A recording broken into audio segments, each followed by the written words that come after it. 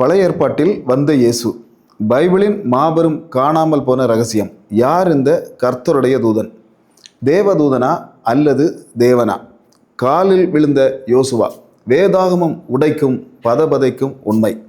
Jesus calling டிவியின் வேதாகமத்தில் மறைந்திருக்கும் மாபெரும் 1000 மர்ம முடிச்சுகள் நிகழ்ச்சிக்கு உங்களை வரவேற்கிறோம். பழைய ஏற்பாட்டில் வரும் கர்த்தருடைய தூதனானவர் யார்? மனித உருவில் வந்த இயேசுவின் பதபதைக்கும் தரிசனங்கள். பைபிளில் தேவ தூதர்களை பற்றி நாம் நிறைய படித்திருக்கிறோம். நல்ல செய்திகளை கொண்டு வரும் கபிரியேல் தூதன், யுத்தம் செய்யும் பிரதான தூதனான மிகாவேல் என்று பல தூதர்களை பற்றி வேதாகமம் சொல்லுகிறது. இவர்கள் அனைவரும் தேவனால் படைக்கப்பட்டவர்கள். ஆனால் பழைய ஏற்பாட்டை நீங்கள் ஆழமாக படித்தால் அங்கே ஒரு மாபெரும் ஆவிக்குரிய சஸ்பென்ஸ் ஒளிந்திருக்கிறது. ஒரு குறிப்பிட்ட நபர் பூமியில் அடிக்கடி மனித உருவில் தோன்றுவார். அவர் வரும்போதெல்லாம் பைபிள் அவரை வெறும் ஒரு தூதன் என்று சொல்லாது, மாறாக கர்த்தருடைய தூதனானவர் என்று மிக கம்பீரமாக பதிவு செய்யும். யார் இந்த கர்த்தருடைய தூதனானவர்? இவர் மனிதர்களை சந்திக்கும் போதெல்லாம் ஒரு அதிர்ச்சியான காரியம் நடக்கும். இவர் ஒரு தூதனைப் போல பேச மாட்டார்.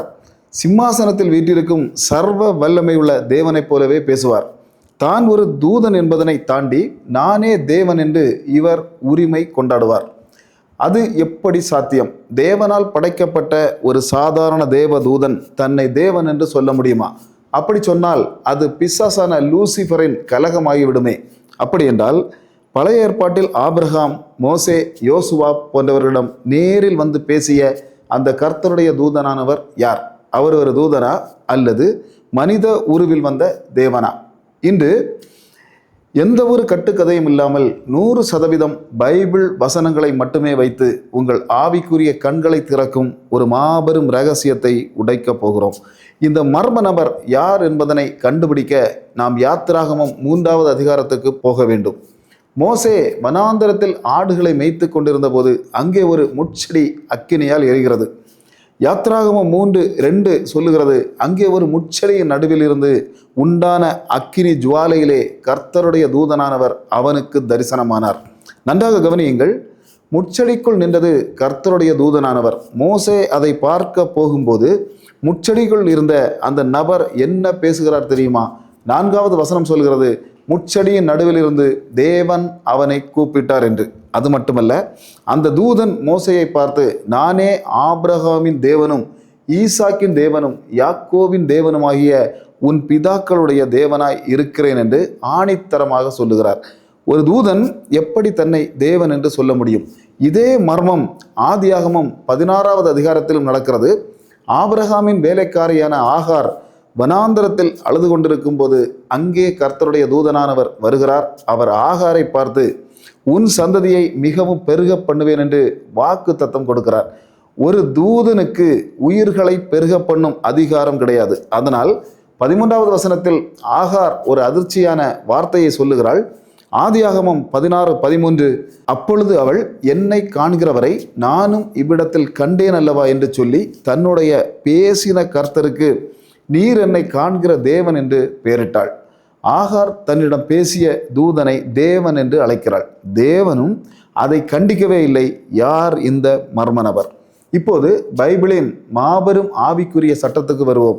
தேவதூதர்கள் எவ்வளவு பிரம்மாண்டமானவர்களாக இருந்தாலும் அவர்கள் மனிதர்களின் ஆராதனையை ஒருபோதும் ஏற்றுக்கொள்ள மாட்டார்கள்.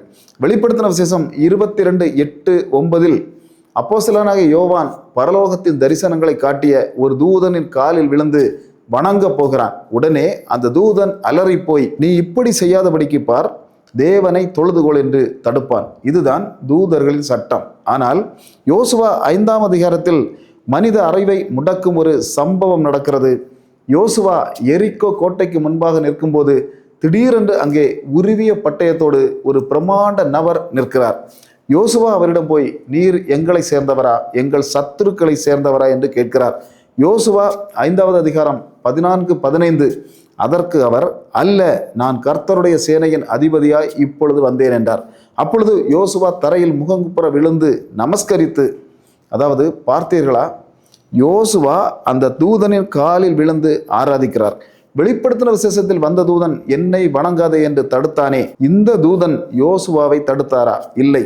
மாறாக அவர் என்ன சொன்னார் தெரியுமா? உன் கால்களில் இருக்கிற பாதரட்சையை கழற்றி போடு, நீ நிற்கிற இடம் பரிசுத்தமானது என்றார். யோசுவா அப்படியே செய்தான். இது என்ன வார்த்தை!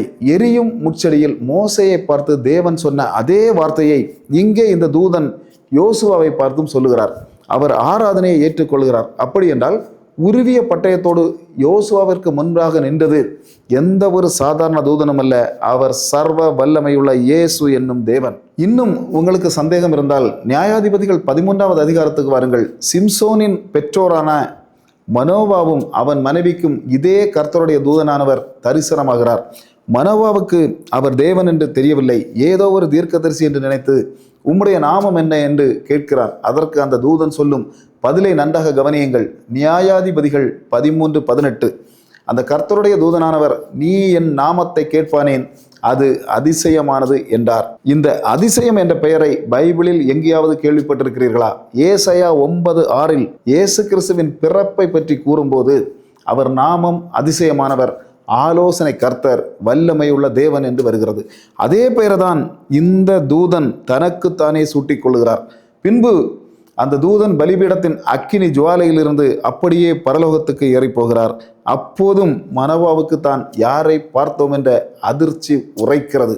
நியாயாதிபதிகள் 13:22 மனோவா தன் மனைவியை பார்த்து, நாம் தேவனை கண்டோம், நாம் சாகவே சாவோம் என்றான். பைபிள் ஆணித்தரமாக பதிவு செய்கிறது, மனோவா பார்த்தது தூதனை அல்ல, தேவனை. இப்போது பைபிளின் மாபெரும் ஆவிக்குரிய முடிச்சு அவிழப்போகிறது. யோவான் 1:18 பைபிளில் மிக தெளிவாக சொல்லுகிறது, தேவனை ஒருவனும் ஒரு காலும் கண்டதில்லை. 1 தீமோத்தேயு 6:16 சொல்லுகிறது, பிதாவாகிய தேவன் சேரக்கூடாத ஒளியில் வாசம் பண்ணுகிறார், அவரை ஒரு மனுஷனும் கண்டதில்லை, காணவும் கூடாது. அப்படி என்றால் ஆபிரகாம், மோசே, யோசுவா, மனோவா ஆகியோர் நேரில் பார்த்த அந்த தேவன் யார்? பிதாவை ஒருவரும் காண முடியாதே. இங்கேதான் வேதாகம இறையல் மனித மூளையை உலுக்கும் ஒரு சத்தியத்தை உடைக்கிறது. பழைய ஏற்பாட்டில் கர்த்தருடைய தூதனானவர் என்ற பெயரில் மனித உருவம் எடுத்து வந்த அந்த நபர் வேறு யாருமல்ல, அவர் மாம்ச உருவம் எடுப்பதற்கு முன்பாக வந்த நமது ஆண்டவராகிய இயேசு கிறிஸ்து. ஆம், புதிய ஏற்பாட்டில் மரியாளோடும் சீசர்களோடும் நடமாடிய அதே இயேசு கிறிஸ்து தான் பழைய ஏற்பாட்டில் ஆபிரகாமோடு பேசினார், மோசேயோடு முச்சடியில் அக்கினியாக நின்றார், உருவிய பட்டயத்தோடு யோசுவாவின் சேனாதிபதியாக நின்றார், சிம்சோனின் பெற்றோரிடம் நானே அதிசயமானவர் என்று அறிவிக்கிறார். இயேசு கிறிஸ்து புதிய ஏற்பாட்டில் திடீரென்று முளைத்தவர் அல்ல, ஆதி முதலாய் பிதாவோடு இருந்த அவர் பழைய ஏற்பாட்டு காலங்களிலெல்லாம் தன் ஜனங்களை காப்பதற்காக ஒரு தூதனை போல தன்னை தாழ்த்தி மனித சரித்திரத்திற்குள் இறங்கி வந்தார். அவர் சாதாரண தூதன் அல்ல, அவர் தேவனுடைய மாபெரும் இரகசியமாக கிறிஸ்து. இதுதான் பழைய ஏற்பாட்டில் மறைந்திருக்கும் 100% அசைக்க முடியாத வேதாகம உண்மை.